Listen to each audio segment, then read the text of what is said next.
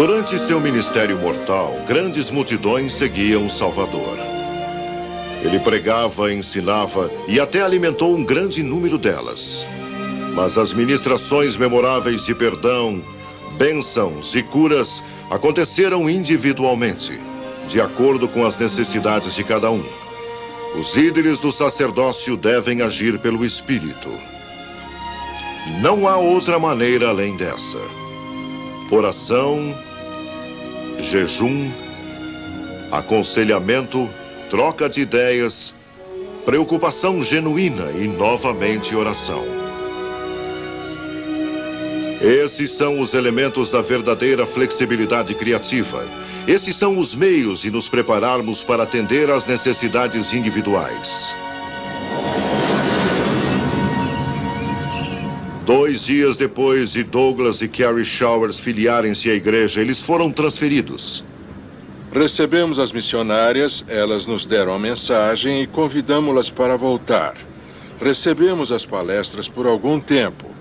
Frequentamos a igreja aproximadamente 2 meses e eu estava me preparando para voltar à Força Aérea. Queríamos, porém, ser batizados antes de deixarmos a cidade para que elas pudessem assistir ao nosso batismo.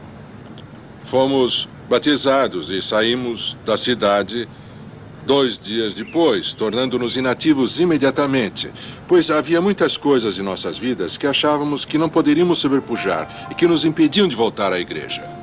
Sem alguém para integrá-los e fortalecê-los, eles ficaram virtualmente perdidos por cerca de 7 anos. Fomos de St. Louis, Missouri, para Biloxi, Mississippi. Certa vez fui abordado por um membro da igreja. Acho que ele fora designado como nosso mestre familiar. Me perguntou se estávamos interessados em voltar para a igreja. Eu disse que não. Senti-me muito culpado e não me lembro de ter mencionado isso à minha esposa durante anos. Finalmente, um líder de quórum que compreendia seu papel de pastor procurou-os, tornou-se seu amigo e ajudou-os a voltarem.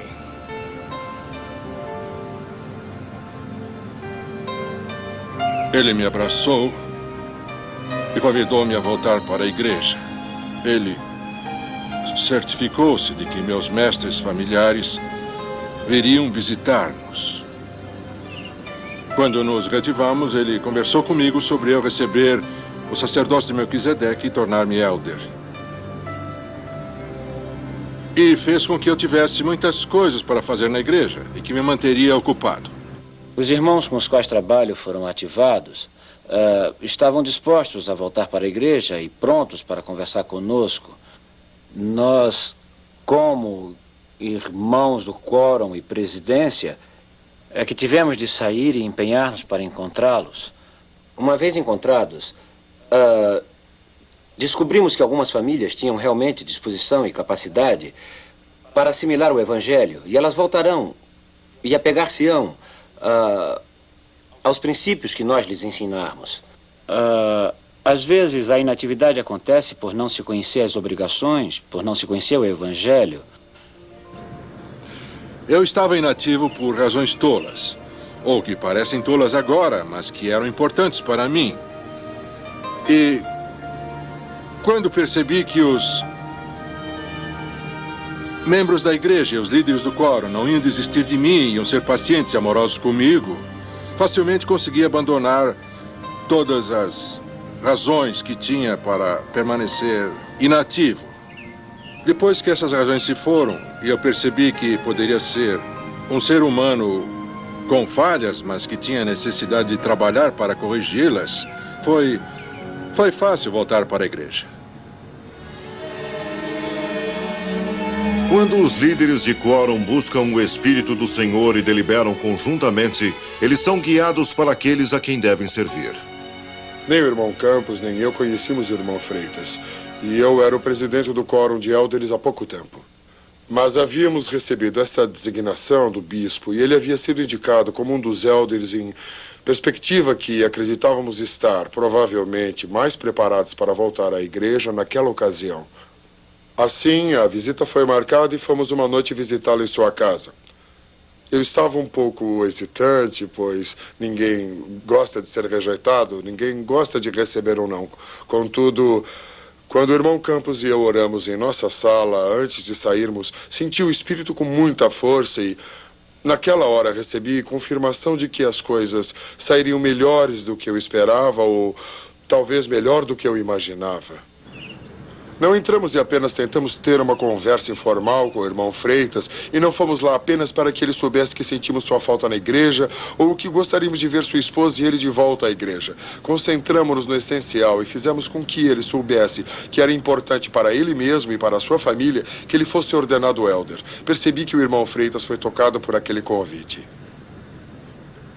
Antes, porém, de sairmos, fizemos com que ele assumisse um compromisso. Não deixamos que ele dissesse apenas, bem, vou pensar a respeito ou vou discutir o assunto com a minha mulher. Nós incentivamos isso, mas também pedimos que ele se comprometesse a voltar realmente para o Evangelho, a fim de preparar-se para ser ordenado elder e, no futuro, ir ao templo com a esposa. Os Freitas aceitaram o desafio. O irmão e a irmã Silva foram designados como mestres familiares especiais para integrá-los e ensinar-lhes o Evangelho. Muitas coisas maravilhosas aconteceram. Fui ordenado elder na igreja. Em dezembro, minha esposa, que não era membro, filiou-se à igreja e eu tive a honra de batizá-la. Foi uma experiência maravilhosa para nós. Foi realmente ótimo.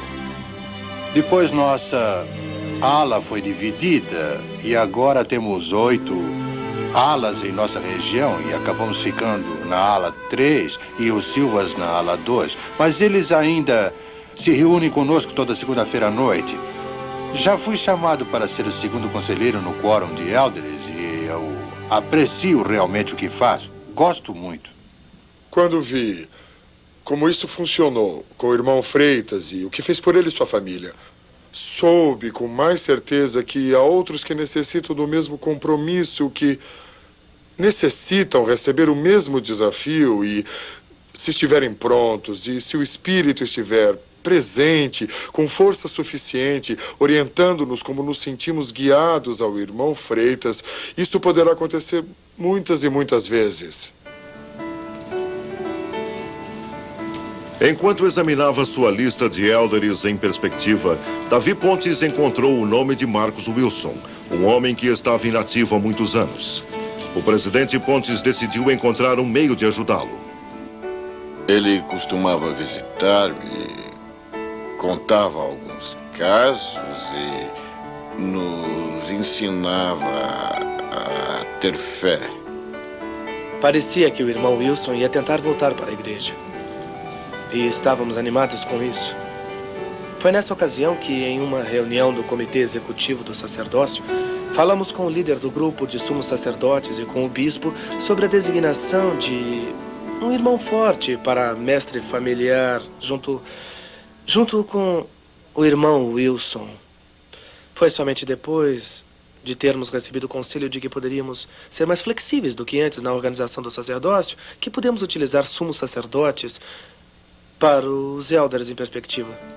E assim, o irmão Joel Góes, que é patriarca de nossa estaca e que é realmente um patriarca no sentido verdadeiro da palavra, um irmão forte, com uma família forte e de ricas tradições na igreja, foi designado como companheiro do irmão Wilson, antes mesmo de ele voltar para a igreja.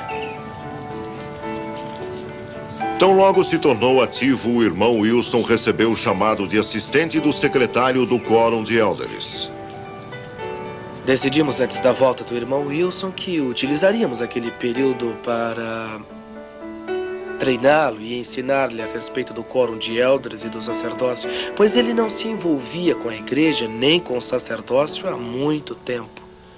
E assim, nas reuniões da presidência do quórum de elders, sempre que chegávamos num ponto onde eu sentia que ele havia compreendido, nós parávamos, líamos trechos do manual do sacerdócio de Melquisedeque e falávamos a respeito do que estávamos fazendo e por quê.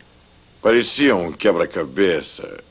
As coisas que eu queria realmente saber e para as quais faltavam as peças pareciam encaixar-se no lugar e isso fazia muita diferença. Eu posso compreender melhor as coisas agora. 3 meses mais tarde, o irmão Wilson foi chamado como presidente de seu ramo.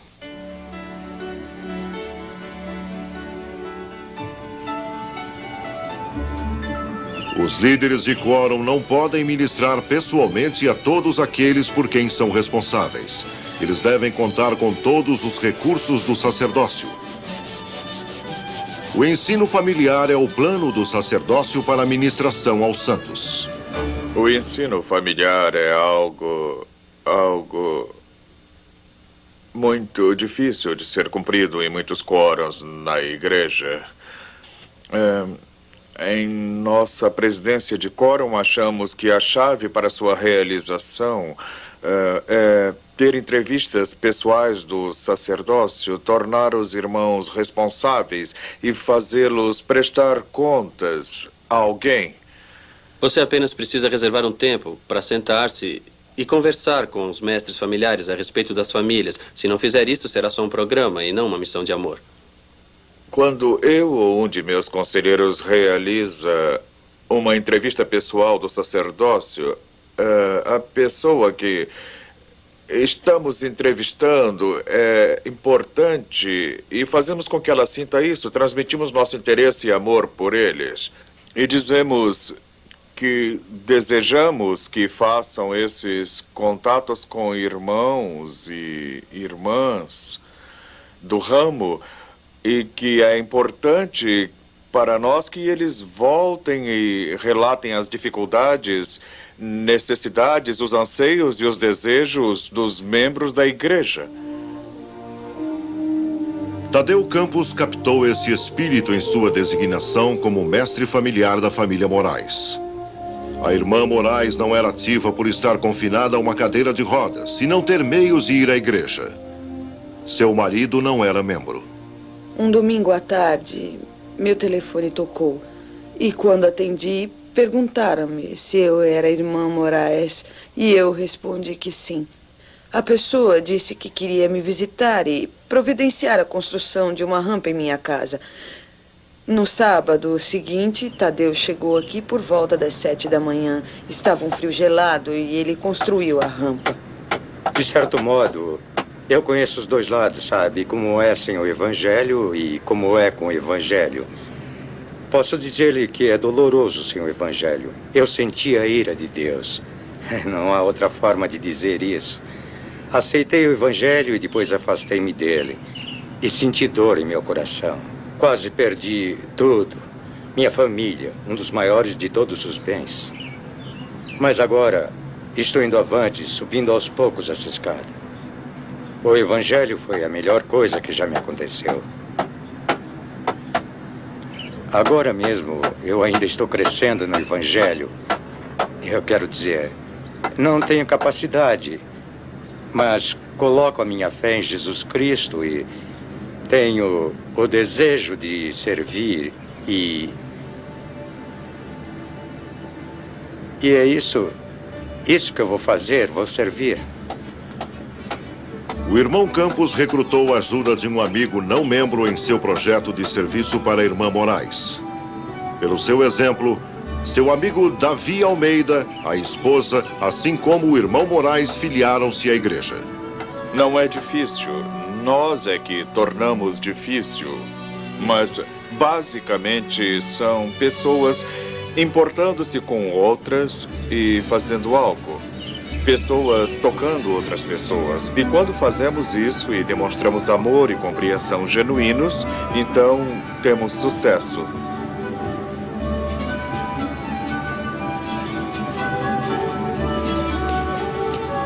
Ministrar não é fácil. Sempre requer paciência, sacrifício e muito amor. Cresci na igreja. Deixei de frequentá-la quando tinha mais ou menos 15 anos. Estava um pouco amargo em relação à igreja. Tivera grande dificuldade em relação a algumas crenças. Era meu maior problema. Fiquei durante uns 15 ou 16 anos afastado, até que André Macedo bateu à minha porta.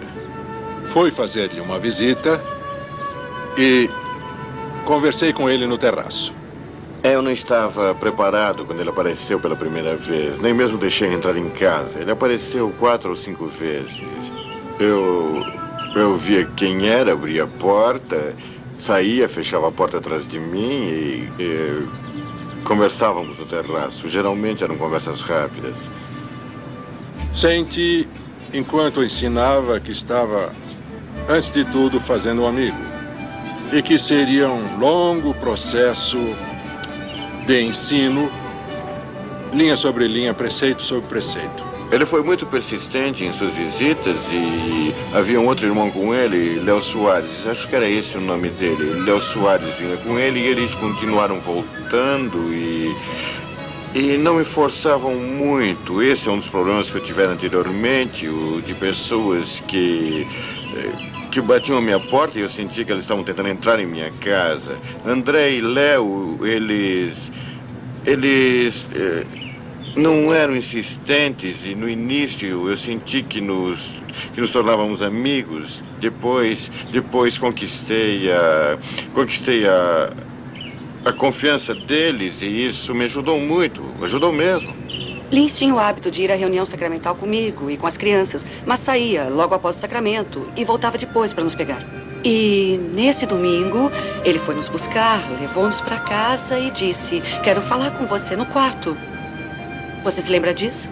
Ele estava um pouco emocionado e disse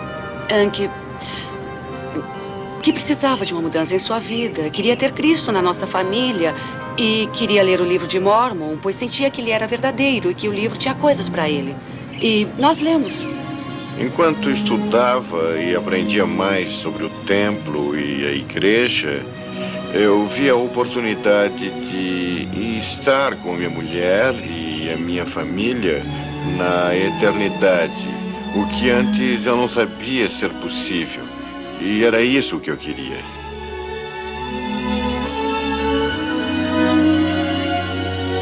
Penso que ministrar significa provavelmente amar alguém, e isso é o quórum de elders para mim. Sempre relaciono o amor ao ensino familiar. É ter 4 ou 5 famílias para ensinar, conhecê-las e amá-las o suficiente para ser receptivo ao Espírito Santo quando ele lhe fala, para ministrar à família. Isso pode significar ajudar alguém a mudar-se, saber quando alguém perde o emprego e necessita da ajuda do especialista de empregos da ala, do quórum, da estaca. É não ter receio de penetrar na vida de alguém. Uma das famílias a mim destinada estava inativa há alguns anos. E eu ia lá todos os meses. Mas num determinado momento, pareceu-me que cada vez que eu ia lá, a família ficava mais e mais distante. E certa vez eu senti com meu companheiro do sacerdócio, senti que eu precisava prestar-lhes meu testemunho. E realmente os desafiei. Contei-lhes como me sentia e quão intensamente. Todos derramamos algumas lágrimas naquela noite. Quando disse, falei o quanto eu os amava e o quanto eu queria que eles voltassem para a igreja. Eles disseram que sabiam que precisavam voltar. Na hora da oração, pedi que se ajoelhassem e nos ajoelhamos em um círculo. Eles sempre me pediam que orasse e lembro-me de ter aberto meu coração, pedindo que algo os tocasse.